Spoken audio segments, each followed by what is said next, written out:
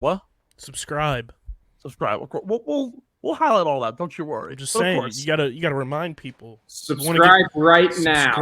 subscribe. subscribe. Of course. Philadelphia, baby, you're gonna love it. Best sports fans in the world. Actually, the worst, but that's what makes them the best. Now we're rolling. Hello and welcome everybody to the Get in the Hole podcast. Stephen McAvoy and Ben Pirro joining you live from the Underground, a part of Underground Sports Philadelphia's podcast network, streaming live on Spotify, Apple Podcasts, YouTube, and wherever you can get your favorite shows. Bringing you all the news, analysis, and betting tips from across the golfing landscape, including the PGA, LPGA, Corn Ferry, and LIV Golf tours. Proudly presented today and every day by some of the best brands in the biz, including our boys over at Tomahawk Shades. You already know who they are. You know where they're going. One of the best small batch eyewear brands in the game, rep by some of sports' biggest names, including Jazz Chisholm, Paige Spiranek, Chris Hogan, and Kyle Harrison. They're guaranteed to keep you looking fresh and clean from the first hole to the 19th hole and beyond. Go to TomahawkShades.com or download the Tomahawk Shades app on the App Store or Google Play Store and browse their selection of sunglasses, blue light plus glasses, prescription lenses, and of course your ski goggles for the winter slopes. Be sure to use code USP for 25% off your next order at TomahawkShades.com and the Tomahawk Shades app. Another great, recording on Tuesday, as we look forward to another great week in the world of golf and a lot of news to get to. So let's jump right on in. Last week, we got news of the Saudi Public Investment Fund allegedly now trying to not only merge with the PGA Tour, whenever the hell that'll happen, but now looking to acquire upwards of a 7% minority stake in PGA Enterprises. Ben, what does this mean? Well, we obviously already know that the Saudis are trying to establish a reunification of the golf world between LIV and the PGA. It very well might come to fruition that with a minority stake, they'll end up, we'll see maybe a PGA versus LIV Golf Ryder Cup style. We're already seeing that tonight with what's happening with the showdown between Scotty and Rory and Brooks and Bryson. We're very well could also see a more profitable structure for the PIF, as we already know their contract with the CW is literally paying them next to nothing, if anything at all.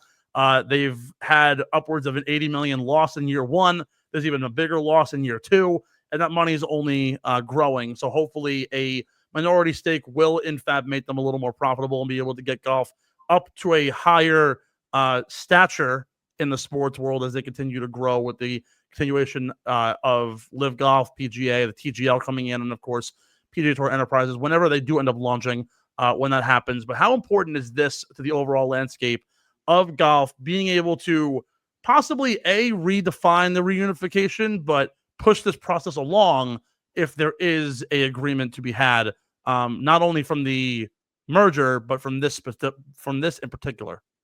I mean, look, it makes a lot of sense, mainly because the PAF wants LIV to be a financial success. Anyone in the world of business, you're not just, no smart businessman or woman wants to just burn money willy-nilly, okay? And when you're operating at such a large deficit the first 2 years of a product, and you actually operate it at an even larger loss in year two, there are concerns about longevity. And we know that the PIF has just gobs and gobs of money. And so it's not like they can't afford it, but you want your businesses to be successful because then it makes you look like a genius. And I do think it's interesting noting, I believe LIV is actually in serious talks with Fox for a TV deal. I don't know if you saw that, but that is something. It's not, it's something. And we'll see how far that goes. But at the end of the day, technically, does this make the merger closer? Does it make it more likely to happen? Yes, it does. But remember, this time last year, they were supposed to have a merger done. The merger was supposed to be completed this time last year. And I think it's all great that, Jay and Yasir Al-Rumayyan. Yeah. I think it's great that they play golf together. That's really nice. That's great. It's a social game. But at the end of the day, it really means nothing until there's pen to paper and there's an actual agreement. So It's something. I think it's going to be interesting. The match, I believe it's out in Vegas with Brooks and Bryson versus Rory, and I believe Scotty Scheffler. I think that's going to be interesting. I would love to see a LIV versus PGA Tour Ryder Cup. I will say though, going back to the match, it really is a big deal, and I say that because it's a big deal for both sides. Scotty was never really outspoken regarding LIV. He was just pretty much hush hush about it. But Rory said a lot, okay, and he was really bad. It's look, in the past he really bashed some players publicly. He bashed LIV publicly, and he's going up against two guys who, one of which essentially said opinions change. That was Brooks Koepka and Bryson, who just left. And whoever wins this match, even though it's really just for fun, it's supposed to be for fun, and I'm sure charities are involved, which is great. Yeah. There are serious bragging rights there because everyone who went to LIV, initially they were just considered, oh, you're a sellout. You're just lazy and you're going to take the money. And I found it so interesting how golf was like the one sport where once we had guaranteed money, it was like, oh, golfers are just going to be lazy now. Now that they're getting guaranteed money, they're not going to practice as hard.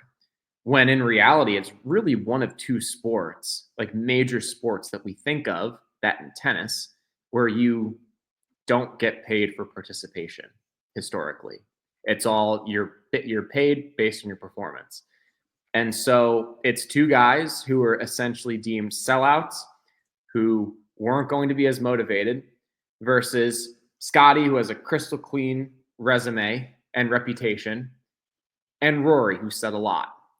And it's going to look really bad if those two LIV golfers show out and shellac the two PGA Tour golfers. I think that that's something that's not really being talked about. I don't remember who said, it might have been Peter Costas maybe said it, but it's a big deal. It really is kind of a big deal. And so, but what we talked about this before, probably a year and a half ago. I would love nothing more than for there to be a LIV versus PGA Tour Ryder Cup. I would like style format. I would love nothing more based on everything that's been said. Would it carry as much weight now that the tour has changed its tune? Maybe not, but still, like some of us, meaning being you and I, don't forget. We're not going to forget what Rory was saying. We're not going to forget what other guys on tour were saying as well about guys who went to LIV. I don't think that the changing of attitude towards what's happened between the PGA and LIV would downplay a Ryder Cup style between the two sides. I think like if and we mentioned this before, it's a lot of politicism. Like Republicans versus Democrats, PGA versus LIV. If you like LIV, you're going to hate the PGA Tour. If you love the PGA Tour, you're going to hate LIV. No matter what happens, even if they're merged together, you're still not going to stand for what the ideology of LIV is and how it's portrayed, because you're probably a golf traditionalist. Right now, the match is actually it's currently on. Scotty and Rory won. So they're breaking it up. It's holes 1 through 6 are playing 4 balls. 7 through 12 is 4 sums, and then singles 13 through 18. The PGA side won 3 and 2 on the first 6, and they're currently at 1, 1 and 3, so 3 ties, and then 1 hole aside. They're on hole 12 right now, so I'll keep updating that as we go. But right now, Scotty and Rory with a 1-hole edge, a 1-round edge. I think the interesting thing is that not only would a Ryder Cup be really good for the sport, because again, it gives you another alternative than just what we see. Because again, the President's Cup hasn't hit that kind of stage. If you had a PGA versus LIV, it would immediately hit. And for more reasons than one. Of course, there's the names that are involved, the names who might be even going now. Obviously, the Tony Finau rumors were squashed, but there are still other names up in the air, Hideki Matsuyama, Victor Hovland, so on, who very well could jump in a very very soon future. But I think that the other part of this that really makes this interesting, if we do end up getting the merger and the reunification and a stake, is what's the implications for LIV Golf as they continue with a promotions tour and they continue with free agency and constantly bring in and out new players. as an avenue for maybe the PGA Tour's move to chop down tour cards to 100, limit KFT status, limiting Q school numbers. Very well could now push people more onto LIV, try and grow the product more. Of course, like you said, they want LIV to be profitable. If they're going to merge together, if they want a reunification in golf, it very well would actually work out that while the PGA Tour is limiting their status, LIV is expanding their status. LIV's allegedly trying to add on more teams. There was a rumor that Tony Finau was going to get his own team as well. So the possibilities are endless at this point. If they end up getting a minority stake and they can grow the game and they can add more teams, create more of an avenue outside of Q School and the Corn Ferry Tour, and then if guys can jump from LIV to the PGA or vice versa, that would kind of squash the Ryder Cup aesthetic. But at the same time, it now gives guys an avenue to get onto the pro scene, make their bag, do what they have to do.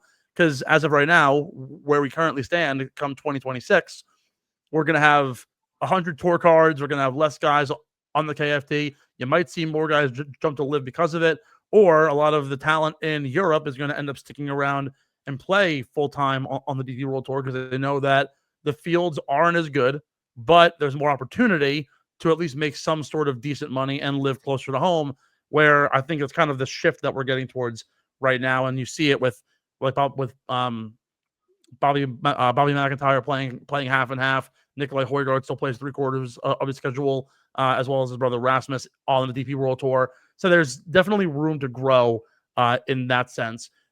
Speaking of LIV Golf, as they continue to push forward into free agency, Kevin Na may have just made the biggest splash that no one's ever heard of. Jubin Yang, who is, I had no idea who he was, but prior to hearing all about him, the newest signing to the Ironheads golf team with Kevin Na as their captain on LIV Golf. Jubin Yang, 22 years old, won the KPGA Player of the Year in his first season. He topped the money list, driving distance, and low-scoring titles. He won a gold medal in the Asian Games 2 years ago, which makes him completely exempt from his South Korean military status service requirement, which is actually a huge benefit for the team.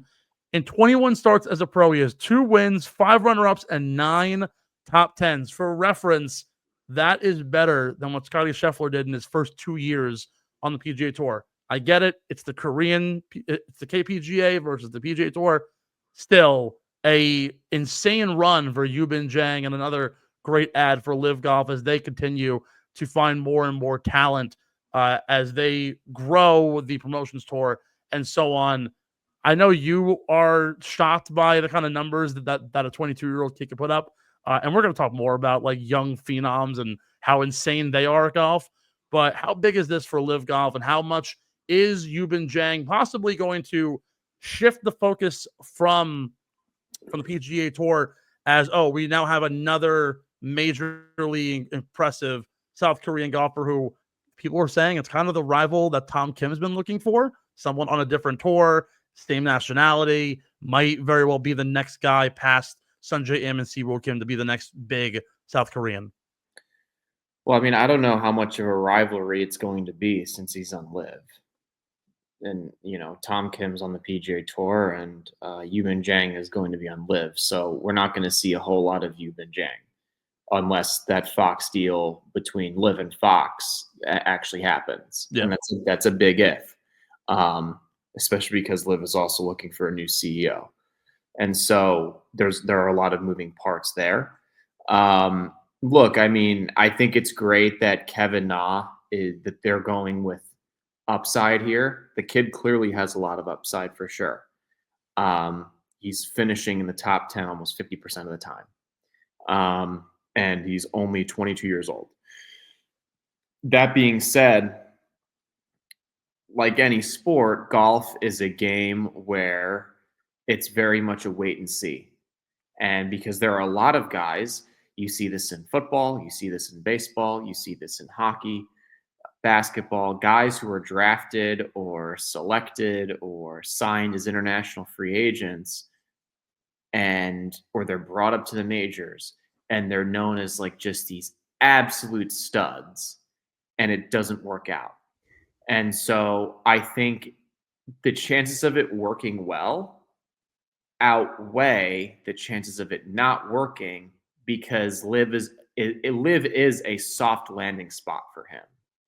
Not a lot of media, not a demanding schedule. Courses aren't that demanding either.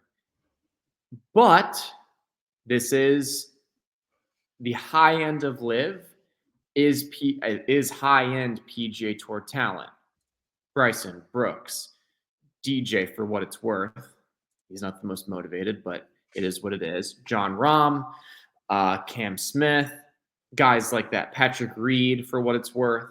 And so we'll be able to see how good this kid really is by comparing his results to those other guys who have played on tour and who have won majors.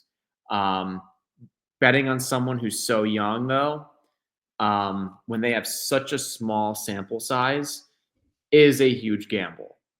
Because, look, we've seen a lot of athletes come up in different sports, not just golf, and they've gotten off to scorching starts in their career. I mean, scorching starts.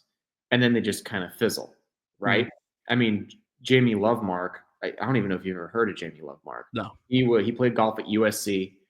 And to be quite frank, his career didn't really amount to anything on tour. He was on tour, off tour, on tour, off tour, on tour, off tour. I mean, he would get on the PGA Tour and he finished like 225 on the money list. And I think he did end up playing a couple years. But I think that's a good example. And then you have guys like Ricky Fowler, who it's like, yeah, this guy's going to be good. And he actually came out the same time as Jamie Lovemark, I believe, too. And their careers just went in opposite directions.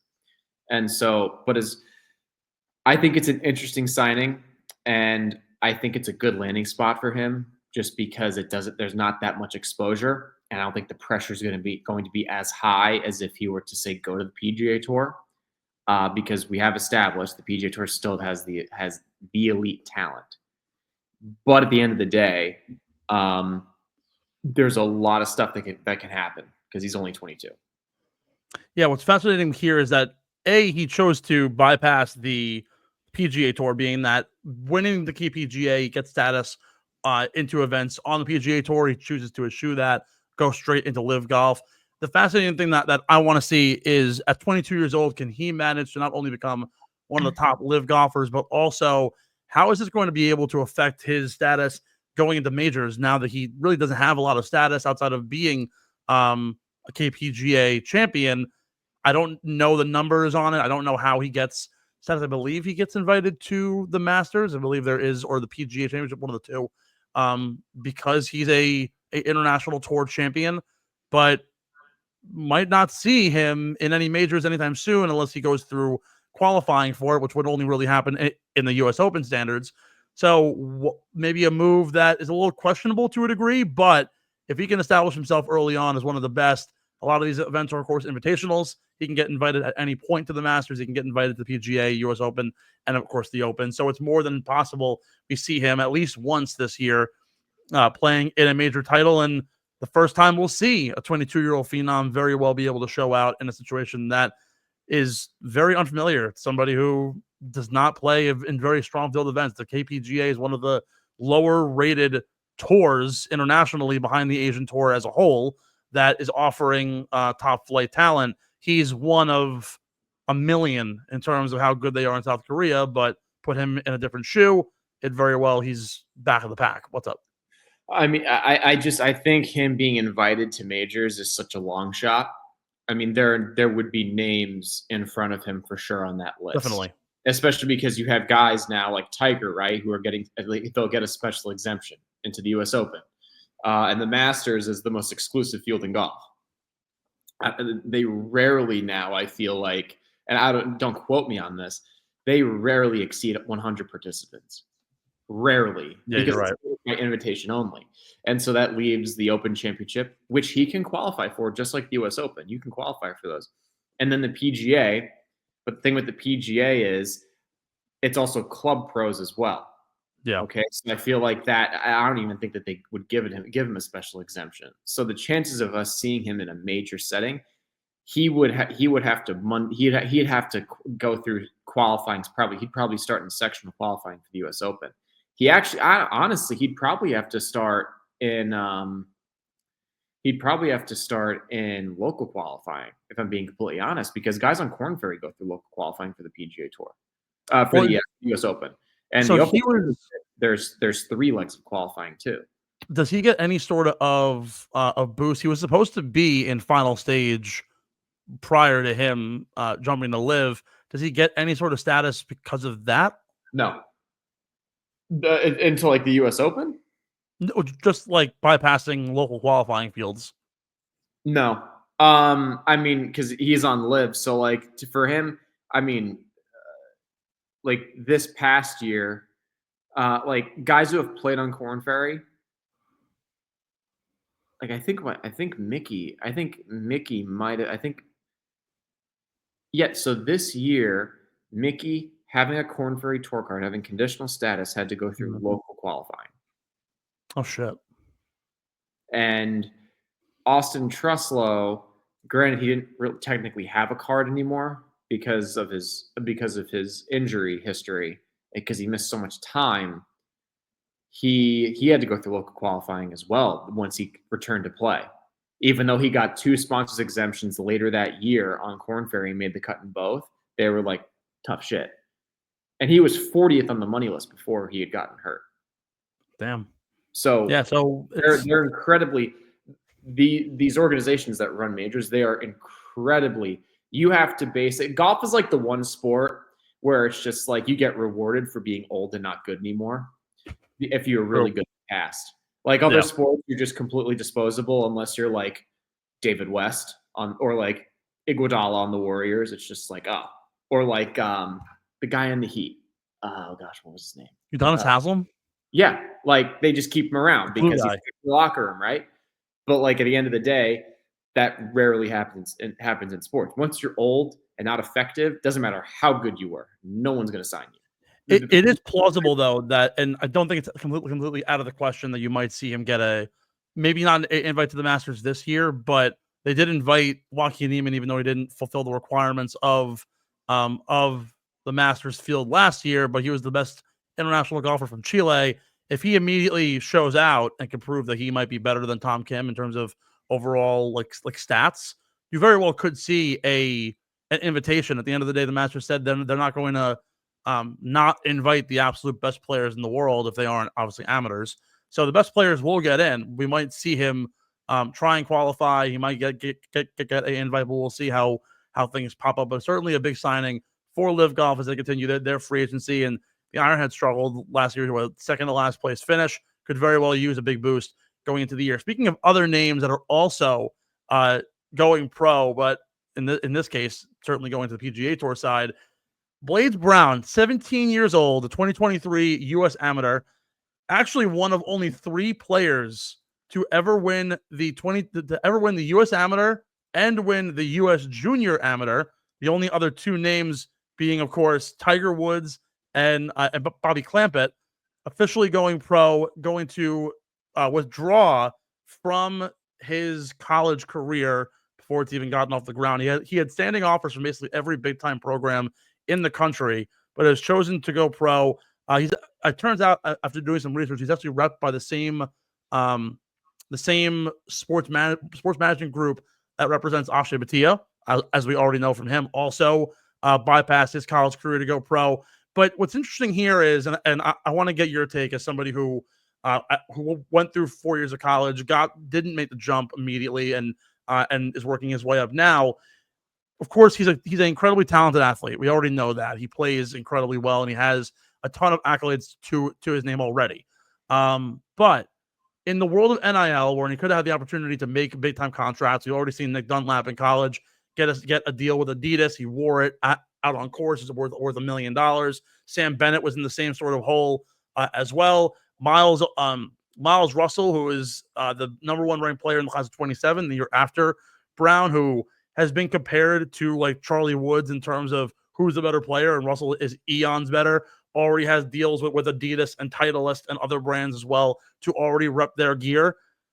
A move like this at 17, where do you think we see a young athlete in terms of qualifying for the PGA Tour, going on the Corn Ferry Tour? He doesn't have any sort of status, so he's starting from square one outside of being a top flight amateur.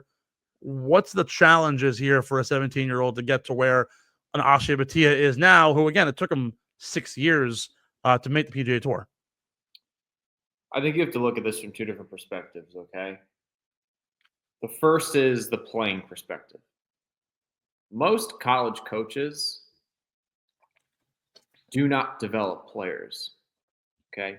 They're mostly former players who didn't make it, who have one way of doing it, okay? I've never met anyone, and I played 4 years of college golf, and I've been around a lot of players, players who went to Power 5 schools, now Power 4 schools, players who went to mid-major schools, guys who went the JUCO route, then made the jump to Division I. I have never met someone who said my college coach made me better. Okay, so that's the first thing. I have met people who have said my college coach fucked me up. Okay, and I've met junior coaches who have said, yeah, I've had college coaches fuck up my players. And they look nothing remotely close from how they looked when they left going into their freshman year. Mechanically, mentally, performance on the course. Because remember, college coaches have one way of doing things mostly. Okay, the best college coaches are the ones that are hands off because they just don't mess with the players. They're busy recruiting generally. So they sit in their office all day. That's really the first thing. So from that perspective, he's obviously very talented. He's already played in a PGA Tour event. He's rubbed elbows with guys like Jonathan Bird, who I've met. From a career perspective, I think that this is probably the best decision he could have made, because the money he's going to make as a college golfer, even if he went to Alabama, even if he went to Tennessee, even if he went to Oklahoma or Pepperdine, it's not going to be that much money. He's not going to be like Caleb Williams when he was at USC. He's not going to be like, Travis Hunter at Colorado. Like those kids are making legit life-changing money when you're of like the age of a college student. Okay. At the end of the day, though, he's really putting his career first by going the route of trying to get on tour. That's really what he's doing. And then when you look at it from a money perspective, he really would not make that much money compared to what he could make on the PGA Tour. And on top of that, that amount of money he'd make in college, is it really worth potentially having someone who you don't know watch over you for 4 years?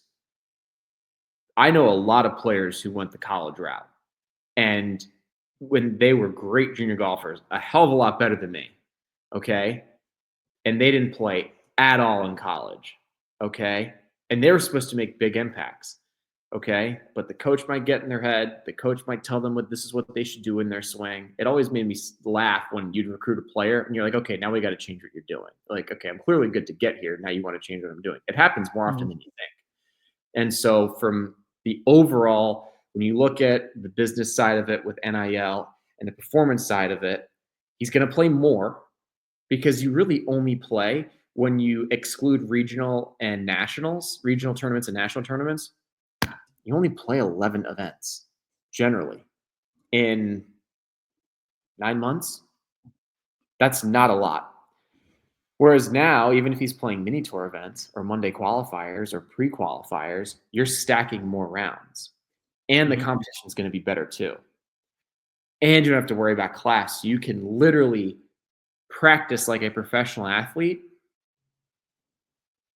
as a high school, as like the age of a high schooler, essentially. So even if he doesn't make it on tour in the next 4 or 5 years, he's going to have so many more reps compared to someone who went to Pepperdine. Because that kid that went to Pepperdine also had to go to class. And he might have also gotten his master's degree. Okay, so that's 4 or 5 years right there. So, and also there's a lot of other things that come along with college too. A lot of temptation, a lot of parties. That's a real thing. Okay, A lot of time to screw around. So I think it's probably the best thing he could have done for his career. It'll be interesting to see. I think Akshay might have been the hype was so high for Akshay. I think that because we hadn't seen someone from the US try it in a really long time. We'd seen guys leave early from college, but we hadn't seen anyone go from high school to pro golf from the US in a long time. Mm-hmm. And the guy who did it before was Ty Tryon in like the early 2000s, and it went horribly for him. And he made it on tour, but he only lasted a year. So I think now, since Akshay's done it, I think people will be more confident in saying that Blades could do it as well. So I think that there's a lot of different things to unpack. He already has standing NIL deals with Callaway and Carlos Matthew. So he already has that basis. You want to compare him to someone like Miles Russell, who's a year younger, already signed to a wealth management fund, a private jet line company, TaylorMade, and Nike. So like similar deals, and according to the reports, between Russell's NIL deals and then also Nick Dunlap as a more recent example as well, to go pro and win, was with Adidas and was with TaylorMade. Both of his deals netted to around about $1.5 million. Russell, the numbers undisclosed are probably roughly around the same, a little bit less probably. The money that Blades is already making is probably around about $1 million a year. And this has only come to fruition within this year. So it's his first $1 million in his career. He missed out after first stage of Q school, so he is going to have to restart next year. The difference, though, and this is kind of where I think I question him not going to college. He had standing offers again from every big-time university in the country: Stanford, UNC, Vanderbilt. He could have very well done what most guys have done in the last 5, 6, 7 years, particularly the guys we've seen now make it big on tour: Colin Morikawa, Victor Hovland, and so on, where they go to a top program. Those programs are very autonomous. I watched an interview with one of the guys who made it onto PGA Tour through Q School. I forget what his name was, but was second in line at Vandy with Gordon Sargent, and said that their coach completely hands off, didn't let them develop how they wanted to. Because again, all these guys have their own swing coaches already. They already have their own processes. Why screw them up? Colin Morikawa said the same thing. Victor Hovland has as well. They don't necessarily thank their coaches for helping them on the course, but it's really off of the course stuff, helping them understand, hey, this is what I need in terms of like mental health and support from them. Would he have made more money in college, at least from starting off now? Probably, because now he's going to have to fight his way through mini tour events and other local events in order to eventually get onto Q School next year and fight his way that way. Compared to Akshay Bhatia, who, when he turned pro, immediately went on, and I think he made final stage at Q School, missed out, but got status on the KFT, and in that same year got conditional PGA Tour status because he finished runner-up at the Puerto Rico. So like his career slingshot immediately. And of course, like very similar to Blades, already had the partnership deal with Callaway, was already expanding on that, had him on social media posts, tracks. Everyone was like, oh, who is this guy? So the hype was already there. The hype's clearly here because we're talking about a 17-year-old golfer. But the road is harder than someone like Akshay Bhatia, who already had a lot happen in that first year. Very well could happen, like we've seen in the past.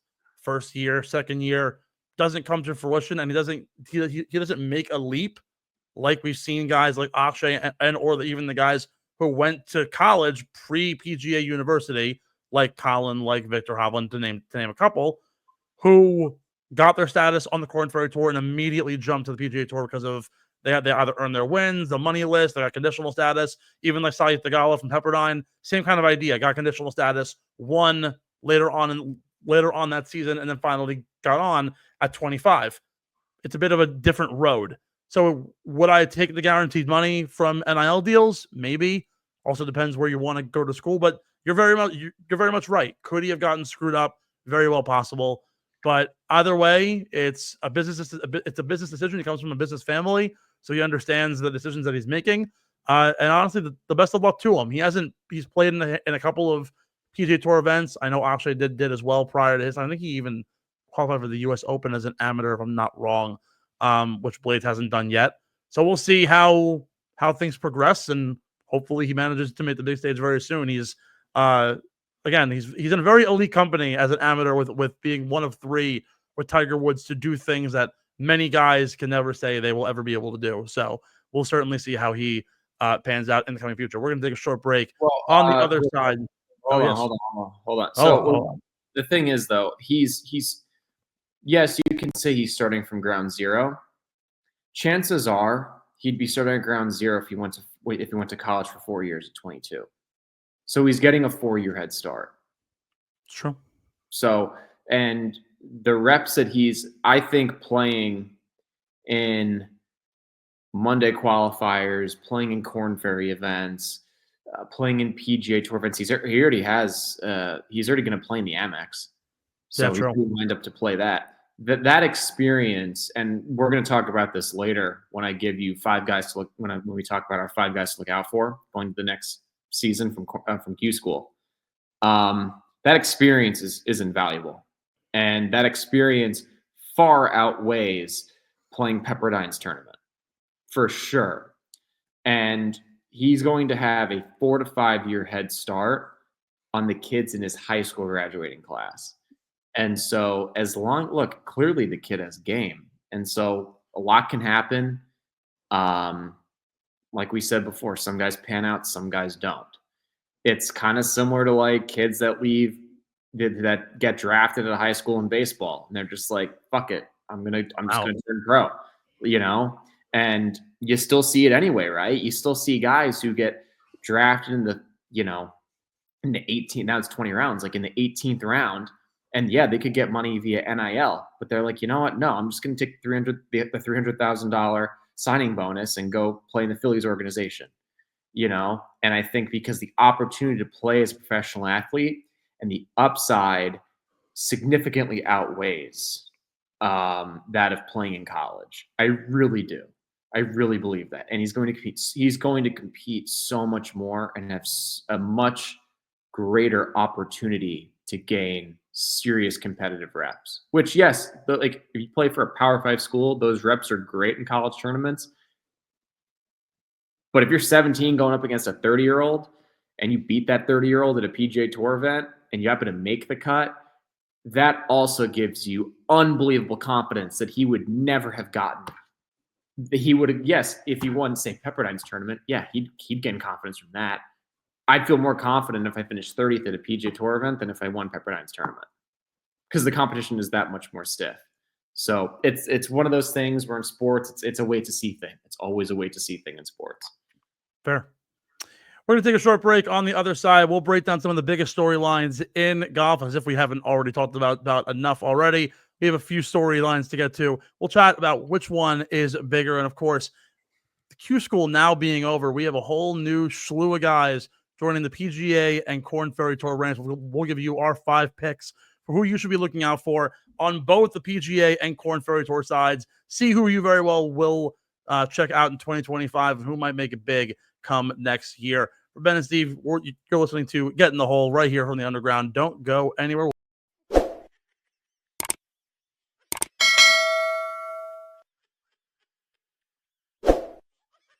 Get in the Hole is brought to you by PHI Apparel Company, our incredible merch partners. PHI Apparel Co. provides unique designs and high-quality clothing from T-shirts to hoodies for every golfer around. With their original designs for all, there's no doubt you'll stand out on the course, the driving range, or at the 19th hole. Go to phiapparel.co and use code UNDERGROUND at checkout for 10% off any order. That's code UNDERGROUND at phiapparel.co and grab exclusive Get in the Hole podcast merch and support your favorite golfers.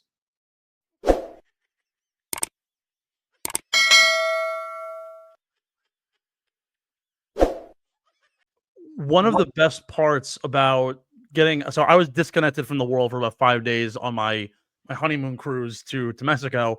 And one of the best things was I was completely like unaware of anything happening in the world. They had a TV in the room, but it had like all of 7 channels, 3 of which were like Fox News, MSNBC, and like BBC News. And like ESPN, I don't know what the deal is with ESPN, not in the States, but like all it had on was like cornhole, a couple of like soccer matches from like Italy, which was kind of cool. And then like random stuff. I didn't get to see like any American sports. There was no NFL on. I had no idea what was going on Sunday until I literally parked in port Monday morning and got to check my fantasy lineup. So it was a very different scenario, but it's really nice to finally be back and like get to see all of the news that's been like fumbling in. I just found out that there's like drones flying around and there's a nuke that's being hidden by the Iranians, and I'm like, what the hell is going on? I come home and it's funny too, when you're on the boat, you get like notifications on like Twitter, but you can't open them because you have no internet. So I saw a tweet and I was like, oh, LeBron James announced his retirement. I'm like, wait, what? But I couldn't open the tweet to find out that it was a parody account. So for 3 days, I'm like talking to people on this boat, like, oh yeah, LeBron James retired. They probably are like, who's this asshole who's telling me the greatest basketball player of all time? You all right? Okay, just like ate shit, I think, in the kitchen. Oh, but now that I'm back home, I get to sit on the couch all day and watch Paramount Plus. And with that being said, of course, Paramount Plus being one of our best sponsors on the brand, the Carabao Cup. I know you don't watch the EPL. I love it. I know KB's recently gotten into the grind. The Carabao Cup quarterfinals are here, and on Paramount Plus, Thursday, December 19th at 3 p.m., you can catch Tottenham versus Man United in a matchup of the ages in the EPL. See who will take over the crown on their way to hopefully a Carabao Cup title. Under second-year manager Ange Postecoglou, Tottenham's found success by pushing the pace. It's gotten them this far, but will the recipe continue to work against a stout opponent in Manchester United? You can catch all the action on Paramount Plus Thursday, December 19th at 3 p.m. Eastern. And hopefully Liverpool will also continue to push on, because they're going for the treble, and I will be ecstatic to see them win not only the Carabao but the FA and eventually the domestic league. They've been off to a ridiculous start. I know you don't watch soccer, but it's the one time in my life where I'm like, I'm now waking up at 9 a.m. to watch soccer matches, and it's amazing. I absolutely love it. We're going to do some headline hunting, and that's presented by our boys over at Acorn Hills. Again, I can't stress enough how awesome Acorn Hills is, and they've been friends of the pod for a while. The guy, Nate, who started the brand, literally started it as a D3 golfer out of his dorm room in Western Pennsylvania.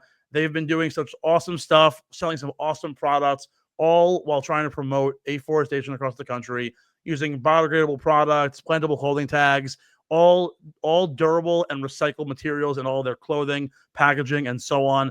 And they are making sure that you not only look good, feel good, but are also doing good for the world. Every dollar donated or sent to the brand God, I can't even freaking speak at this point.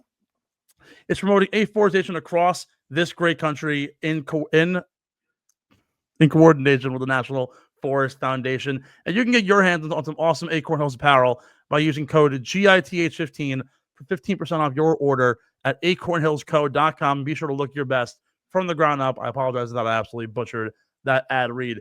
We have a few storylines that we're going to go over. I want you to tell me what's the bigger story, and we'll go back and forth, get a little debate going. 3 topics, and we start with the player of the year. We already debated whether or not Scottie Scheffler or Xander Schauffele would hit the crown. 7 wins versus 2 majors. Who's got it?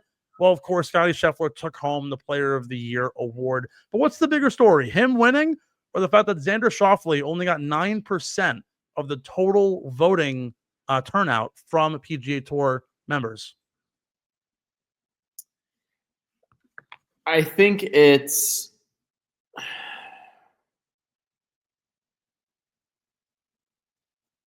the bigger story, technically, this isn't even an option.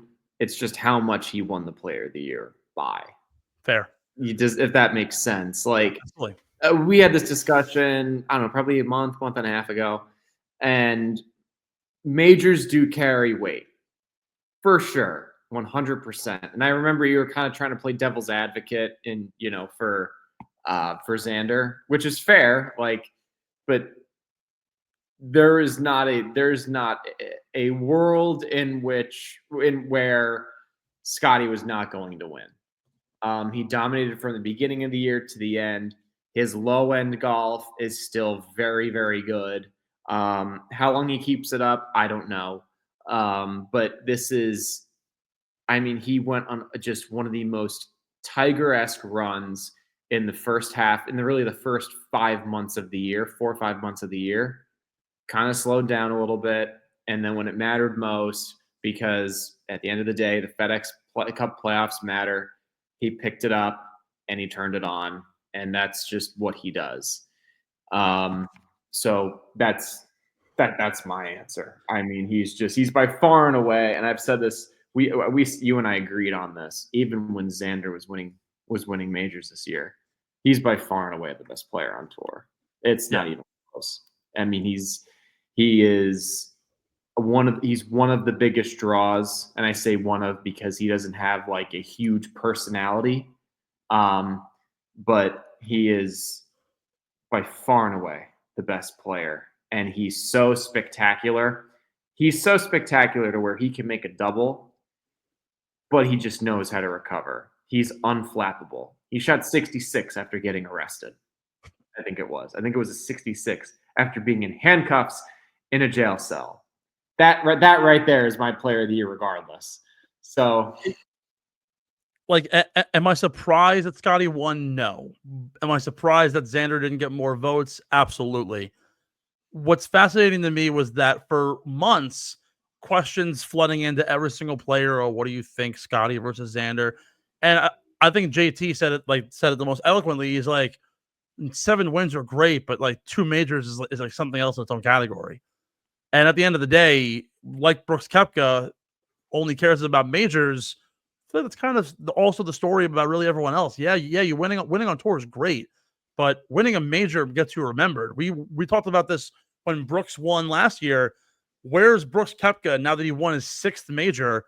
And it's like he had I think 9 PGA Tour wins in his career, 6 being majors, and he's a top 10 player of all time.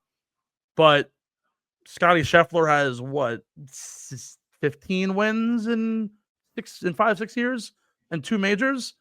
I wouldn't consider Scotty Scheffler a top 10 player of all time yet. He's certainly getting there. He's doing things that only Tiger Woods has ever done. And even then, Tiger Woods is still eons better in 2000 than Scotty Scheffler is now. It's just the nearest thing we have to it. But everyone was saying, 2 majors is really an incredible achievement. It's what any player, if you ask them, hey, 7 wins or 2 majors, JT said it, Ricky Fowler said it, Jordan Spieth said it. I would take the 2 majors. So I'm surprised that he only got 9% of the vote. Now, of course, this voting comes from the players. This is not from writers or not from executives. This is all from the PGA Tour membership. So the fact that everyone went immediately to the 7 wins, and you could also factor in the Olympics to that. You could factor in the storylines of going to jail and all of these different things that happened to Scotty being a first-time dad and still doing what he did. It's all incredible. I'm just incredibly surprised that Xander didn't get more. Actually, probably even more surprising than that. Someone voted for Rory McIlroy. I wonder who that was. It's a joke. Biggest narcissist on earth. It's such a joke. They're not going to tell you how many votes were given, but if there was 1 vote for Rory McIlroy, I know exactly who put that vote in. No, wait. So was there a vote? There was a vote or votes for Rory McIlroy. They don't tell you the numbers. They only give you percentages. He got at least a vote. Yes. That's just so stupid. And I can guarantee you I know exactly who put that vote in, which is just embarrassing in his own right. I think the 9% is just shocking because of when asked about it for months, everyone said, "Oh yeah, 9%." Like everyone said, 2 majors is huge. That's to me the bigger story here. But I do agree with you. Actually, the margin of victory is so immense, and Scotty is this character who, he doesn't have. You can't build a brand around him. He's very much like Mike Trout. Like he doesn't have marketing ability. That is the perfect description. It's so true. It's like Shohei Ohtani makes baseball incredible because he's he's A, international, B, he does something that no one else can do. It's the same thing with how Travis Hunter won the Heisman. Whether or not you want to be like, oh, he's a two-way player, but he isn't elite at both. Like, he's doing something that no one else is doing. He has marketability. Scotty Scheffler from golf does not have marketability, but like, you would argue, I could argue with you right now, the most profitable player in golf plays for LIV, and his name's Bryson DeChambeau, and it's all because of a YouTube channel. Like, there are probably 5 or 6 guys more profitable than Scotty, but he is such a incredible athlete, and what he does is insane. And a 91% victory is immense, but Xander not getting more shocks me. Yeah. What baffled me getting off of my cruise was finding out that Americans for the Ryder Cup this year will make $500,000. $300K goes to charity, $200 into their own pockets. But also today, just got word, Jay Monahan's end of year message to both executives at the PGA Tour and beyond, that the PGA Tour is looking for a CEO. What's the bigger story here? The Americans getting more money, or Jay Monahan's possible maybe successor, maybe second set of eyes to round him out? What's the bigger story here? I don't know, because we knew that the Americans, that there was a real it was kind of like one of the worst kept secrets that the Americans were going to be getting paid. We just didn't know how much. But we also know Jay Monahan's completely incompetent as well, and he needs his players to make decisions for him, apparently. And so the fact that he wants to hire a CEO now, I wonder if he's going to give the CEO part of his yearly salary of $23 million, which is still such a joke. It really is. It's like, can you imagine getting paid $23 million and have someone making decisions for you? Like, imagine making $23 million and losing your business money. I know. Hand over fist. Yeah, unbelievable. It really just is. Incompetence. But the bigger story for me, I think it's Jay Monahan. It has to be. For me, it has to be. Like, we've been talking about the Ryder Cup thing since the last Ryder Cup. It was bound to happen. This CEO thing, we didn't really see it coming, but it just makes sense. And it just drives home my point and your point that he's just not really fit for the job. I'd love to know how much this person's going to get paid, though, because I cannot imagine it's really that hard of a job. There's 2 things here that I think are really interesting. One, we obviously knew it was the worst kept secret in the world that there was going to be money going to the American players. There's also, of course, the story within that the Europeans are like, oh, like, we do it for national pride, and of course they win the Ryder Cup, and the Americans turn around and are bitching and moaning about money. When really, let's be honest, the guys who make the roster don't even need that money anyways. I think I'm going to play devil's advocate, and I'm going to go with the Americans making the money, even though we knew what was happening. We don't know enough about what the CEO is going to do with Jay Monahan. I'm hoping to God he has more responsibilities and is taking responsibility away from Jay Monahan, because God knows that man needs to do more. Hopefully he makes a fuck ton of money. I really hope whoever the CEO is does a really good job. But not only does he have to take responsibility away from Jay, he also has to take responsibility away from the players who are making these decisions. Exactly. And hopefully he makes a slew of money, because this man or woman is going to deserve the world to try and turn around the PGA Tour. I think Jay knows that his handiwork is going to shit very quickly. And because they haven't had a merger done and everyone's like waiting around and saying, hey, when the hell is this going to happen? He's probably on the hot seat. And I know he'll never get fired. But like, hopefully this is the person who might be like a successor in years to come. Maybe that's a sign of something. We'll see. But the story really is the Ryder Cup team making more money. I think this talks more to the lack of desire from the players, because clearly the Europeans are more motivated by the tradition and the national pride than the Americans are. Whether or not you want to talk about the Patrick Cantlay situation and the hat and why he wasn't getting paid or whatnot, I understand that more than half the money is going to charity.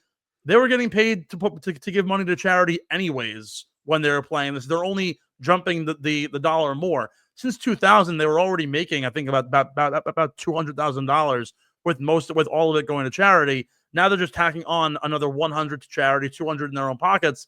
But again, what good is it? If it was $500,000 to go to charity, great. I'd be all in for it because really, these people don't deserve it. They don't need it. They already make gobs of money from finishing top 10, plus the Comcast top 10 money they get, plus the what is it at the end of the year, the PIP, plus incentives and sponsorships, and like Scotty Scheffler made over $100 million this year. His caddy made more than 125 of the top players on tour. He would have finished like 38th on the money list on his money alone, let alone the money he gets from sponsorship deals in accordance with Scotty. That to me is ridiculous that they need $200,000 more in their own pocket just to get them to play in what is the most historic golf event of them all, really, outside of the majors. Outside of the majors, I understand that obviously the Open and the Masters are huge, the U.S. Open and so on, but I get it, it's an exhibition, but it's the one thing that everyone rallies around aside from the majors that they want to get involved in, and it's in a time of the year when no one's playing anyways because it's in really all of their off seasons. Why do they need more money? I just don't get it. One thing, I was as everyone who watches the show knows or listens, I listen to a lot of other podcasts, and David Sampson, who was the president, I believe he was the president of baseball operations for the Miami Marlins. I think that was his official title for 16 or 17 years. He had a very good definition. I wouldn't even say definition. A very good explanation of what makes a commissioner a great commissioner. A great commissioner, because he compared Bud Selig to Rob Manfred. And he said, he goes, Bud Selig wanted people to like him. Manfred doesn't care if you like him or not, because he's there, because Manfred understands his job. I don't remember the exact phrase he used, but it's essentially just to get things done and to be profitable.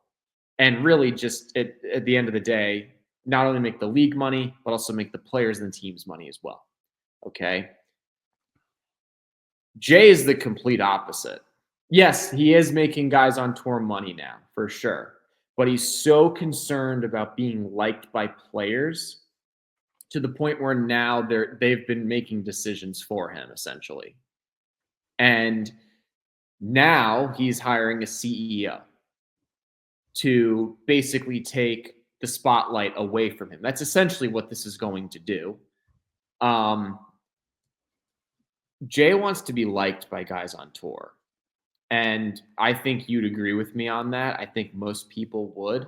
And I think that is a sign of a commissioner who was a little bit too over his skis and a little bit too sensitive.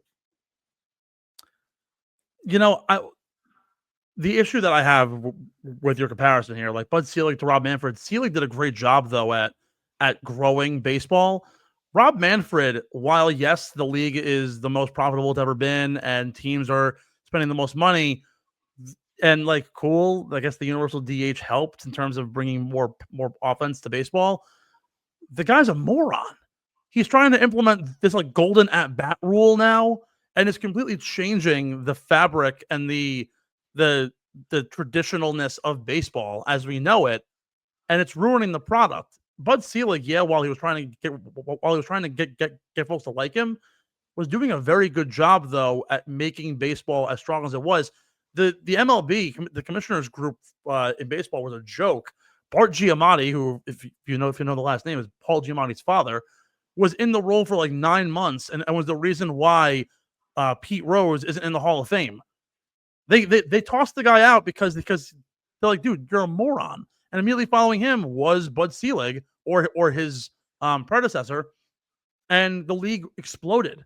Those two commissioners have made baseball what it is now, and Rob Manfred's turning it on its head. Granted, Jay Monahan has only put things in reverse anyways. I don't think under Jim Monahan's presence over the last 5-6 years has the tour grown very much, but it certainly hasn't been an explosion that we've seen in other sports, like Adam Silver's done, what Roger Goodell has done in the last 20 years in the NFL, and what's happened in hockey as well. I just don't like Jay Monahan. What he's trying to do is so ridiculous, and how he's tried to keep up with LIV Golf and with the question marks surrounding what's going to happen now with Tour Enterprises, the TGL. He's implementing these new rule changes. We're limiting tour cards. The merger hasn't happened in 2 years. When's it going to stop? When are we going to find that guy to take over the role? And hopefully his new CEO is the guy that'll make it happen. Again, with more CEO changes, Greg Norman's finally out, which is about damn time. He's now replaced by longtime NBA executive. I don't have the name in front of me, but a longtime NBA executive who is now taking over the roles at LIV Golf. But also, new development over the last 3 hours, some relative breaking news to the program. The Shriners Open, after a 4-year partnership, is now concluded with the PGA Tour. And rather than having the event at TPC Summerlin for 2025, PGA Tour has up and decided to cancel the event. The first time we will not have golf in Las Vegas since 1982. Ben, what's the bigger story here? Greg's replacement or a sudden change to the PGA Tour calendar? I think the sudden change. I would hope that they are able to supplement an event in. I'm sure they will, because it's a vital part of the fall swing. But this event has been a staple. Like this, a tournament in Vegas has been a staple on the PGA Tour since the 80s. And that's saying a lot, because it's hard to keep an event in the same city. And I guess technically it's really like in the suburbs of Vegas, but you get our drift. It was also host to one of the most dramatic walk-offs in golf history, the Jonathan Bird hole-in-one at basically darkness in 2010. It's for a very good cause as well with Shriners, which I know you and I deeply care about. And so the fact that the PGA Tour is just up and leaving Vegas, which I'm sure that event has done a lot for that community as well. It really is a shame. It's one of the best fall events that you can play. And it's wildly entertaining too, because the scores are generally so low. It really is a shame that it's not going to be a thing anymore. It really is. Yeah, I absolutely agree here. I can give a rat's ass about who's running the show at LIV Golf. What I care about is what's happening now with this event. It's the first time in 42 years they haven't had the event here. I made a mistake. It's actually been since 2008 that Shriners has been the main sponsor of the event. And this event has been huge. JT Poston won here last year. We've seen back-to-back wins from Tom Kim, which really got his career off the ground. There's been some really good names to come out of Vegas. Plus, there is a player base in Las Vegas, guys who reside in Vegas compared to the guys who live down in Jupiter or live down down in the Carolinas. Like, this is a hotbed for a lot of pro golfers that aren't on the East Coast. They haven't made a direct correlation to why they're getting rid of the event outside of just the sponsorship change. I presume it's because the 7 events that are scheduled for the fall swing all happen on the East Coast, Japan, and then the Caribbean. So it's probably a hike to get out there, which really is a really poor excuse considering the way the calendar for the Corn Ferry Tour maps out, where you're literally going everywhere. Same thing with the DP World Tour and the LPGA. So there only is going to be 7 events. There's not going to be another event. The Zozo changed their sponsorship to the Bay Current, but they're still maintaining their event out in Japan.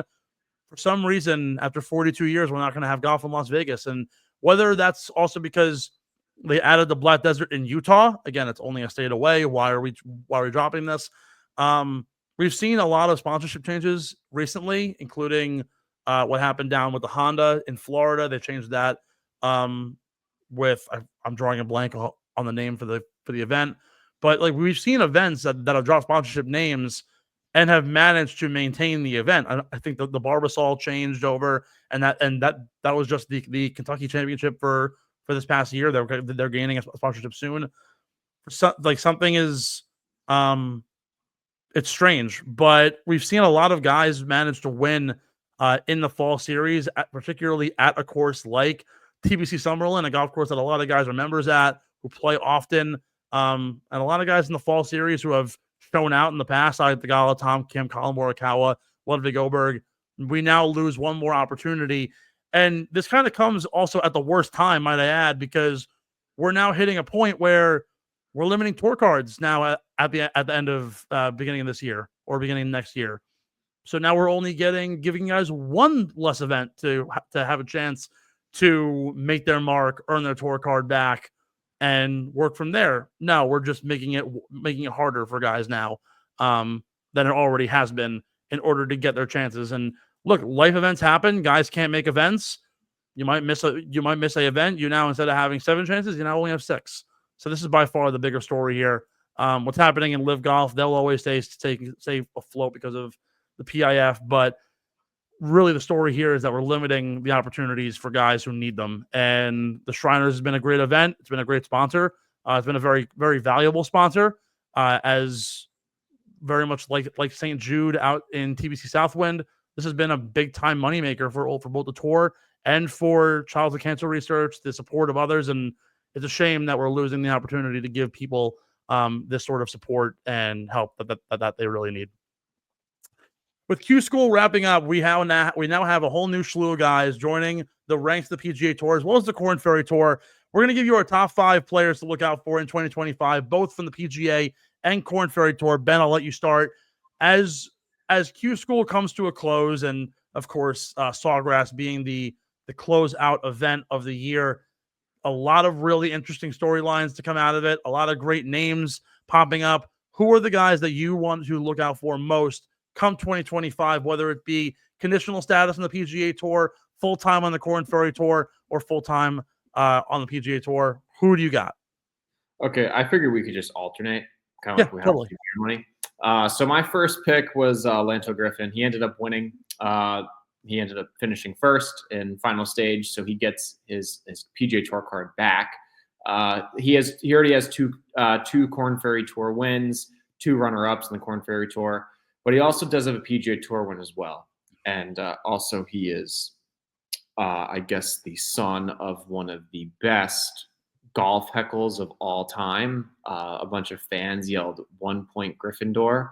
No idea what that's referring to, but I just thought it was really funny. And I believe it also made him smile when they said it. So, yeah. But no, I mean, the guy is clearly staged at 63 in the final round as well. He's back on tour. He's a tour winner. Right where he belongs. Long-time player, too, at 36. Has battled through a lot of injuries. Wanted to put him on this list, of course, winning outright final stage at Q School. Definitely a big congrats to Lanto. And by the way, you don't know what the 1 point Gryffindor refers to? No, you're talking way too much tonight. It's just a joke about Harry Potter. I don't watch Harry Potter, man. You don't watch Harry Potter? Yeah, I watched it like when I was 2, but like that's really You need to watch Harry Potter. It's actually really good. My first name that I got on here, friend of the show, someone who's came out of my mouth multiple times. Christo Lamprecht. He didn't necessarily do anything stunning at final stage, but did earn back his KFT status. He gets 12 starts on the Korn Ferry Tour this year. He finished number 2 in the PGA U rankings, only behind Michael Thorbjornsen. He very much will.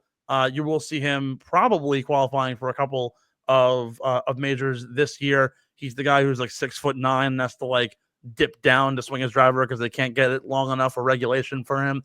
A fascinating story. South African national, only 23 years old, is certainly a force on tour. Hits the ball a country mile. So he's somebody that I'm looking forward to see how he progresses, how he manages to come back onto the PGA Tour landscape coming into 2025.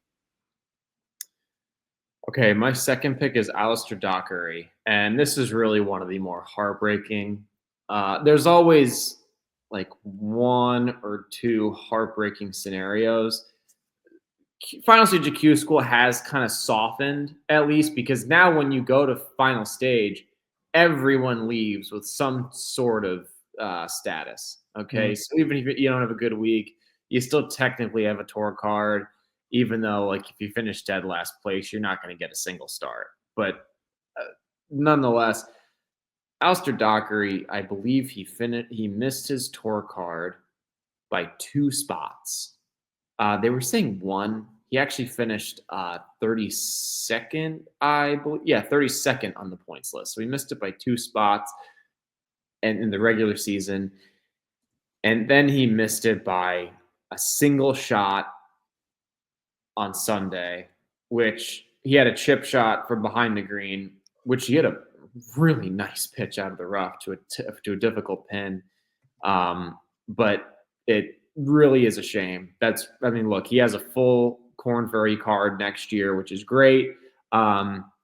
Hopefully, he's also sponsored by Barstool, basically, which is so awesome. Those are some really good guys to have your back. So that really is a shame. But I think he's a great player to look out for next year going into the Korn Ferry Tour season. Yeah, my next name here is a story that many people kind of forgot. It kind of got lost in the news cycle as we were getting notes on who was on who managed to make the PGA Tour. Jin Chung. So for those of you who don't know who Jin Chung is, he is a assistant pro. He won the 2021 Assistant Pro Championship. 36 years old, PGA of America pro. He earned 12 starts on the Korn Ferry Tour in his first run in final stage. He had tried out at Q School a couple of times, wasn't very serious, just said, you know what, let's see what happens. Had a couple of magical runs in first and second stage, actually birdied out on the last 5 holes, I think, in second stage to make final stage. Managed to come in, finish top 20. He earns conditional status and will earn 12 starts on the Korn Ferry Tour. Didn't think that he would get here. Actually was making jokes about how Michael Block with how amazing his story is. He's just hoping to make some money on the Korn Ferry Tour, and if he gets lucky enough to go play PGA Tour golf soon enough, he will certainly take up the opportunity. But an awesome news story from a 36-year-old who, again, going in did not have any expectations, and now very well could be changing career paths. Although he has said he does intend on continuing his full-time job while playing on the Korn Ferry Tour, which is actually a freaking sick story. So love to see that for Jin Chung. Okay, my next pick is going to be Nick Watney. He's definitely a household name on the PGA Tour. Really has not played much tour golf at all in recent years. He has a Korn Ferry win. He has 5 PGA Tour wins. He won the Zurich Classic New Orleans 2007, the Buick Invitational in 2009, which is now a defunct event. In 2011, he won at the AT&T National and the World Golf Championships Cadillac Championship, which was in Miami, and then the 2012 Barclays at Bethpage Black. That was really no, get off my screen. Come on. That was really the height of his career, and he simply just hasn't really been the same since. I had heard through the grapevine that his swing had gotten very steep. I don't know if that's true or not, because I wouldn't consider that person a very reliable source. I don't really know what happened. He has had starts, but he just quite honestly hasn't played well. But the bottom line is he's back on the Korn Ferry Tour. He has full status. He finished tied for 8th, so he should get, I believe, 12 starts. I think it's 12 starts. Let's just see what he can do with it. I don't think his best golf necessarily is ahead of him because he's much older now, and it was pretty clear his best golf was in 2011 and 2012. I mean, he won 3 at the time marquee events in 2 years. And that's saying a lot. I mean, the AT&T National, that's a U.S. Open venue. Yeah. Bethpage Black is a U.S. Open and PGA Tour, PGA Championship venue, and Doral is one of the hardest courses in the world. So, could I see him getting back on the PGA Tour by the end of this coming year in 2025? Absolutely. I definitely think he has the game. He's done it before. It's going to be very different, I think, though, from what he's accustomed to playing, because the cuts on Korn Ferry are incredibly low. So it'll be interesting to see. I think it's a fascinating story to follow, because he's also one of the nicest guys on tour. I mean, he's such a good person. So, yeah. Yeah, by the way, he also played golf at Fresno State for his uncle, I believe. Really? Yeah, pretty cool. Pretty cool story. Now, I love how we have so many older players who are getting back either onto the PGA Tour or on the Corn Ferry Tour and trying to make their mark against a bunch of guys who are 19, 20, 22 years old. So it's really a fascinating story. My next three guys, they're all first-time card holders, two of which on the one on the Corn Ferry Tour, two are two of the five who managed to make the PGA Tour. But I'm going to start with Kensei Harada. He is the highest-ranked official World Golf ranking player in the field, even though it doesn't necessarily matter. Was also technically the highest-ranked player according to Data Golf at final stage. He had a final score of 2 under. He had a 6 under final round. He finished T8. He earns 12 Corn Ferry Tour starts in his first Corn Ferry Tour season. Was one of the best Japanese golfers in the world, and actually was supposed to be a PGA Tour can't miss prospect.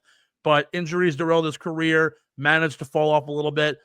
He's currently the fifth, I believe, highest ranked Japanese golfer in the OWGR, only behind the guys who you obviously know, Hideki Matsuyama, Ryo Hoshina, and amongst a few others. The next guy I'm gonna name though is also a top flight Japanese player, but I will let you take over that next spot. Oh, it's my turn. Yes, sir. Oh, okay. My next pick is Sung Yul No. He was regarded back in, 20. I want to get the years right. For reference, he does have a Corn Ferry Tour win under his belt and a PGA Tour win. Okay, yeah, he won the Zurich Classic of New Orleans. He really was considered one of the up-and-coming stars on tour. He had really just like one of the prettiest swings, one of the most underrated moves that you would see. And he's been playing PGA Tour events since 2010. Okay. Steve, did he have to serve military time? Yes, he did. Yeah, he did. He served actually with Sang Moon Bae. Yeah, because I was going to put Ethan Hogan, 2017. Oh, okay. Thank you, Ethan. There we go. Yeah, those are the years. That's when he served. Is that what Ethan's saying? Probably. Yeah. Okay. Yeah. Thank you, Ethan. There's our man. By the way, we haven't even mentioned it yet. Shout out to our boy Ethan Hogan. No relation to Ben Hogan. He'll be giving us fun Ben Hogan. That's our new intern. So claps to Ethan. Totally forgot to even mention it. I feel like an asshole. So I apologize to Ethan in the back. He'll be helping us out on social media as well as helping us in the pre and post production of our show. Hopefully we'll get him on screen as well to get to lash back at us for all of our incorrect statements. But yeah, no, served military time from 2017 to 2019 with Sang Moon Bae. I'm 99% sure on that too. They both came on tour. My turn to speak. Okay. Yep. Got it. Great. So, so I wasn't sure if I should put him. That's fine. I wasn't sure if I should put Sang Moon Bae in there just because he didn't technically get his full status card. So I kept him off the list. It just shows, this is a little off topic, but it just shows two guys who had very good careers on the PGA Tour, played high-level golf for years, and to have it really taken away from you. Now, some guys have it, in that instance, it's because they're serving their country, and as South Koreans, you have to. It's just kind of, that's what happens. Other players, it's injury. Other players, it could be personal things. When you have the game, when you're playing at a high level and you miss that much time, it is incredibly hard to get it back. And I think that it just shows how much time and skill golf requires, because anything that's related to skill that you need skill to perform, it goes away when you're not doing it. So I think it's fantastic, though, the fact that he's going to be on Corn Ferry. He's kind of in a similar position to Nick Watney. He's not necessarily, I would say, in this position due to poor play. Yes, I understand technically he is, but you could also play the what if game. What if he didn't have to serve, his 2 years in in the South Korean military? Would he really be in this position? Same with Sang Moon Bae. Whereas Nick Watney, it was just poor performance. Yeah. So those what if games are kind of fun to play. But who knows? Maybe this could spearhead him into another successful run on the Korn Ferry Tour, and he could get himself back on the PGA Tour full time. Yeah, no, it's certainly an interesting story, and a lot of news coming out of a lot of Asian athletes in the golf game who have made their way back onto the Korn Ferry, and now in this case on the PGA Tour. With my next pick, 26-year-old, which is crazy because he's our age, Takumi Kanaya from Japan. Was at one time, I didn't even realize this, was ranked as high as 49th in the official World Golf rankings. This is only a few years ago. A 7-time winner in Japan, and at only 25 was at one point a #1 amateur in the world. Earns his tour card. He never held a tour card in his entire career. Solely played in the Japanese circuit. Got to where he is solely because of being the hands-on best player on the Asian tour for years. Has made some stops at some majors in the past with some invitations, but has never held a tour card until now. Finished top 5 to earn his tour card, and he will be right up with the best of them come the Sony Open in Hawaii, and I'm very excited to see what he's able to bring to the table. Japan has had a really good run of talented golfers, but of course none more than Hideki Matsuyama. He is, according to analysts, the best golfer to come from Japan since Hideki Matsuyama. They project this guy to be in another level in years to come. So I really want to see if this kid can become as good as he already is. And again, he has time. He's 26 years old. He's still in his prime. He still has time to develop. You've seen guys at 25, 24, Colin Morikawa, again, being one of the really big names coming out of college. Very much unlike him, has played for the last 7 years pro, like Blades Brown now, went pro early on, spent only a year in college. Here he is now finally on the PGA Tour. So good for Takumi. Hopefully great things ahead for him as he looks to garner a ton of attention come next year. So my last pick, I was scouring the leaderboard, and I had a couple names jotted down, and I wasn't really sure who to pick for my last one. I'm gonna go with a fellow New Yorker, James Nicklaus. James has had a very up and down, and I know James personally. I don't know him well. I've played with him. We, for a period of time, worked with the same putting instructor. Very nice guy. One of the nicest people you'll meet. Very well spoken. Has also had a very interesting career as well. I mean, he's been on Korn Ferry, off. He's been on Korn Ferry, off Korn Ferry, on Korn Ferry, off Korn Ferry. Fun fact: his first year as a pro on Korn Ferry, he got through all 4 stages of Q school: pre, first, second, and third, Nice. which is pretty fucking wild. That's hard to do. I say James, though, because someone would say, Ben, why are you picking James? He's only made 20 out of 39 cuts. That's barely over 50%. In the 5 PGA Tour events he's played, he's only made 1 cut. Why are you picking him? James played all of last year in Europe on the DP World Tour and the Challenge Tour. He kind of split time between both of them. And I'm not as familiar with their with their Q school, but he had to go back to Q school for DP World Tour as well. That being said, when I worked with Mike Bender, we had a very interesting conversation, and it was one that as guys get older, they kind of realize that rather than playing in different spots here and there, like, because some guys, they'll play on the Asian Tour for a little bit, then they'll go and play they'll try to, Monday qualify into some tour events, and then they'll go play some mini tour events. They'll try to go to Canada, whatever. James didn't do this, but James was able to go somewhere last year and play tour golf. Okay. And so for a whole year, now, did it go as well as he had wanted to? No, he had to go back to Q school for DP World Tour.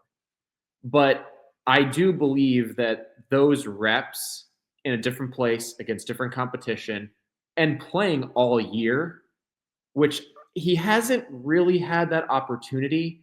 I think earlier in his career he did. Went on his first Corn Ferry tour, on his first stint on the Corn Ferry tour. I think he did.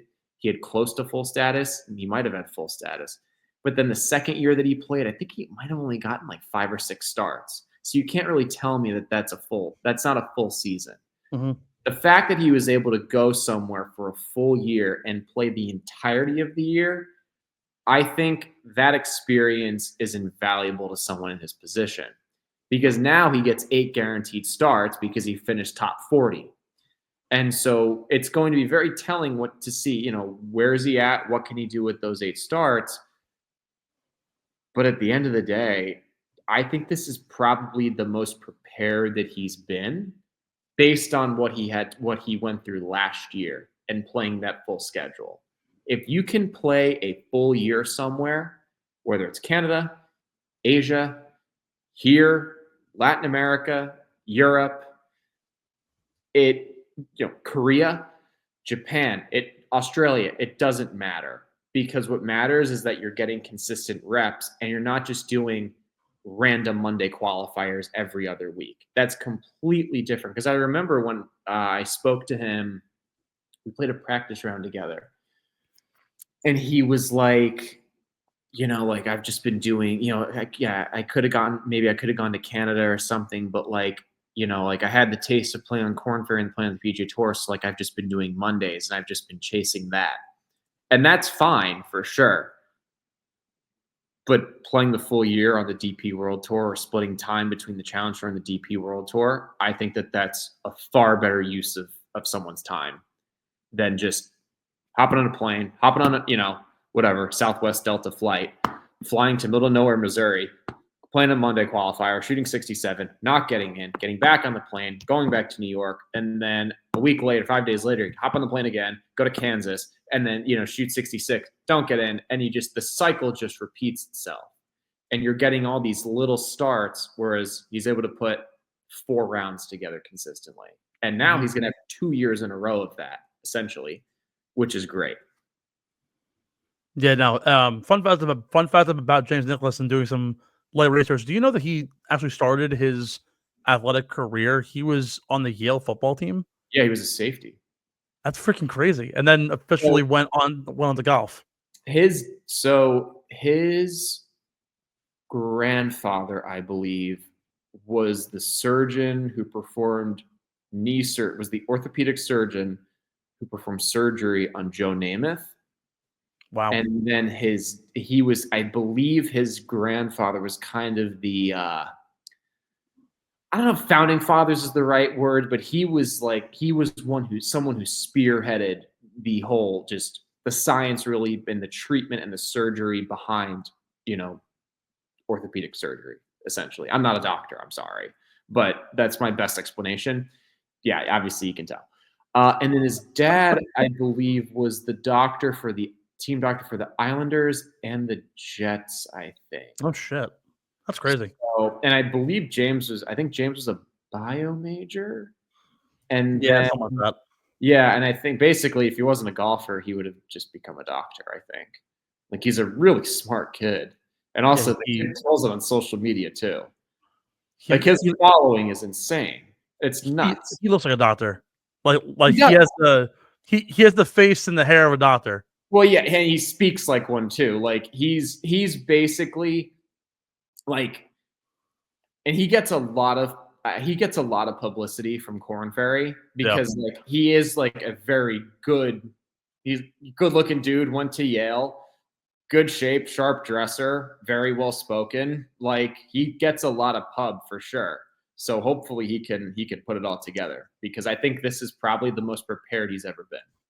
Well, let me tell you, there's another guy who, while James didn't do anything super flashy, but will have plenty of opportunities now on the KFT. You would think we've been talking about him forever, Gordon Sargent, graduates from Vanderbilt. He's choosing to go for a 5th year next year. He's the next can't miss guy at a PGAU, right? Well, his teammate managed to birdie out, finish top 5, and earn his tour card. Matthew Rydell, 5-year player at Vanderbilt with Gordon Sargent.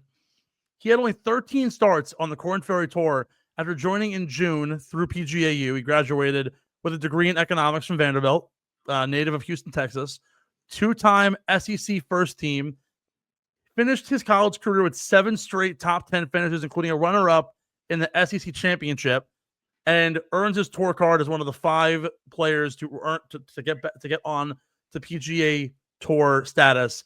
He has the least amount of Korn Ferry Tour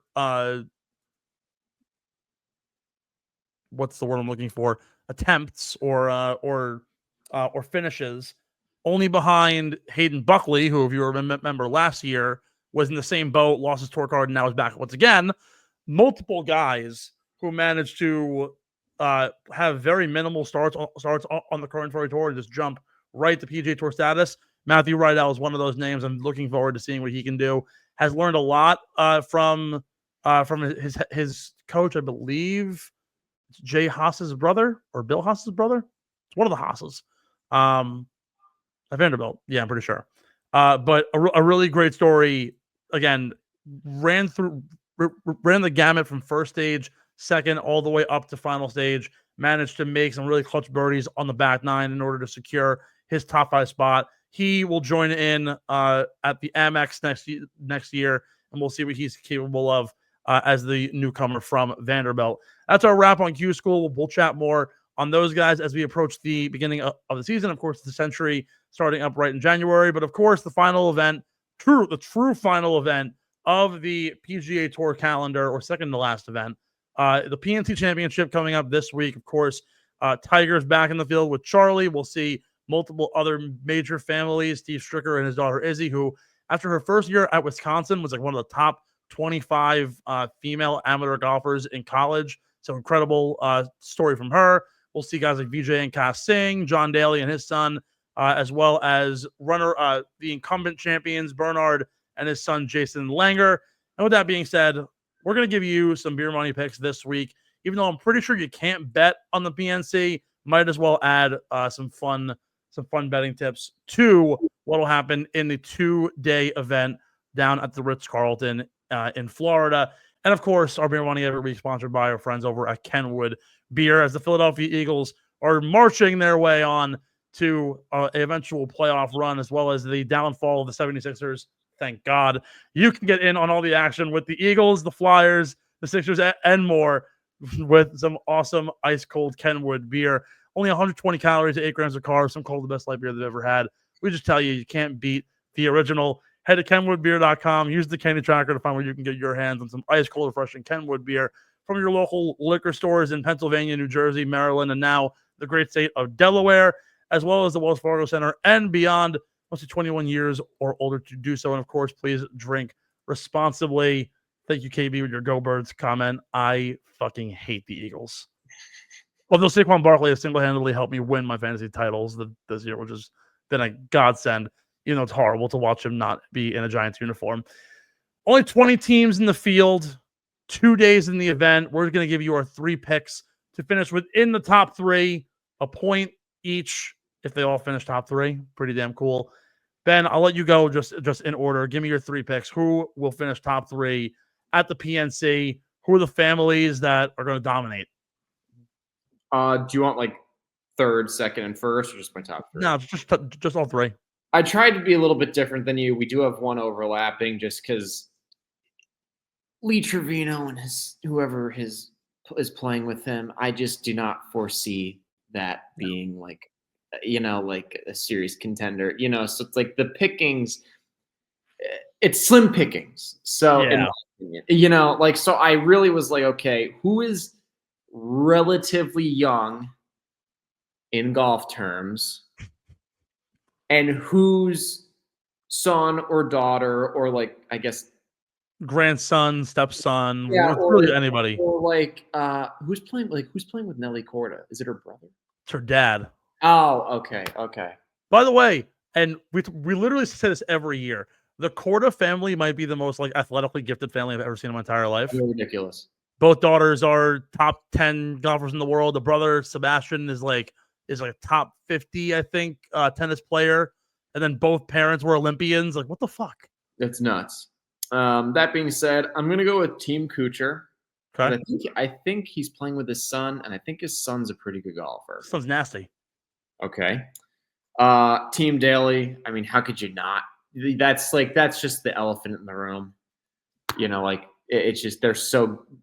John obviously still has game, and then his son is very good as well.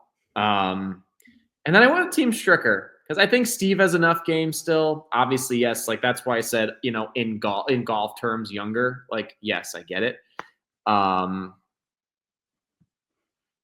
That's almost auto cash. Oh, he's talking about Scotty Scheffler. And then his daughter, is it Bobby he's playing with? Bobby Stricker? Izzy Stricker. I think he has 2 daughters. They're both really good at golf. So I think those are we also have to see who's leading in beer money, because I think we have 1 week unaccounted for, you and I, in totals. Yeah, well, I'll take a look at things and figure it out. It's really bad. I wanted to take Steve and Izzy, but I didn't because, and I hate to sound like sexist in any way, shape, or form, but I don't think that Izzy's going to hit it further than guys like John Daly Jr., who hits the ball, I think, a clean 300 yards, which is insane for a 20-year-old in college. My 3, I'm going to go with the incumbent winners, Bernard and Jason. I actually didn't know that Jason Langer is he's a senior at UPenn Golf. He's actually a really good golfer as well. While a bit on the short side, does have 3 wins over the last 2 years at UPenn. So I'm looking forward to seeing. And Bernard Langer's while he's old, 3 years ago I think he made the cut at the Masters, and he's still racking up titles on the Champions Tour. He might be old, but he still has a ton of game. I'll ride with the Dalys as well. They have back-to-back runner-up finishes in this event. I was debating, do I go with Tiger and Charlie? Tiger. If Tiger chooses to go with the golf cart, because technically it's a sanctioned Champions Tour event, maybe I would give it to him, but I know Tiger would never in his entire life go with the golf cart. So I'm going to instead go with Vijay and Cass Singh, who also finished top 3 last year.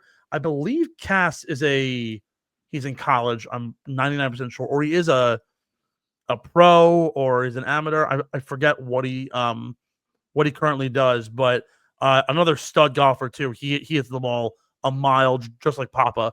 So I'm also in on the Singhs this week. We had a loaded show. So Ben, is there anything else you want to discuss before we go?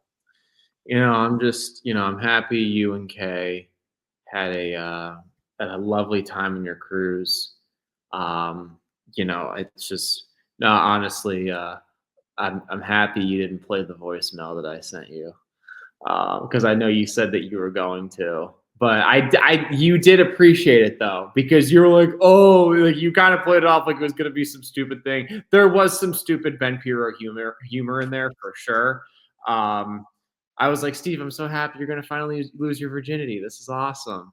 But also there was some seriousness in there. But I'm very, very happy to have you back. We're approaching Christmas. This has been a very entertaining fall. Fall and winter, because normally this is, one would think, golf's going to slow down. This was a very entertaining episode, to say the least. So hopefully we have some good stuff for you guys next week. Please remember to like, comment, subscribe. Helps us out, helps me out, helps Steve out, helps KB out. We're trying to get monetized. It's the road to 1,000. Okay, so if you're not subscribed, do it. Okay, because then it'll make my pretty face very happy, and I can show off these pearly whites. So please do it. Are you still doing that? Of course I am. Why wouldn't I be? Is it by you by chance? No, it's upstairs. I want you to end the show every day, throwing it in, give it a thumbs up to the crowd.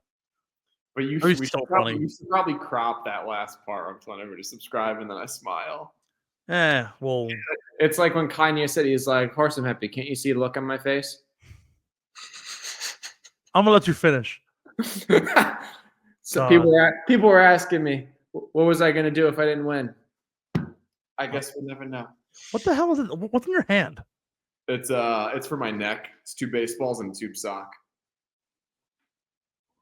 For some reason, I saw it. You were swinging it around. I'm like, is that a butter sock? All right, we're done.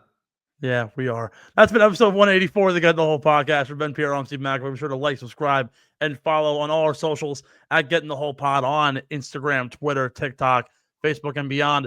Of course, on our podcast, 5-star ratings, like them. Of course, comment on our videos as well. Tell us what you want to see in upcoming episodes on Spotify, Apple Podcasts, or wherever you get your favorite shows. And of course, subscribe to our YouTube channel at Underground Sports PHI, where you can get all of your updates in both golf as well as a myriad of other sports on the network, including F1, lacrosse, and soccer. Once again, for Ben Pierre, I'm Steve McAvoy. It's been episode 184 of the Getting the Whole podcast.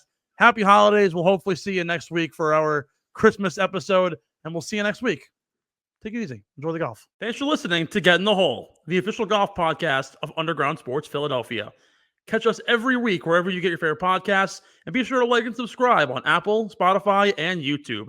You can follow us on Twitter and Instagram at Get in the Hole Pod, and follow Underground Sports Philadelphia at Underground PHI. We'll see you next time. And remember, get in the hole!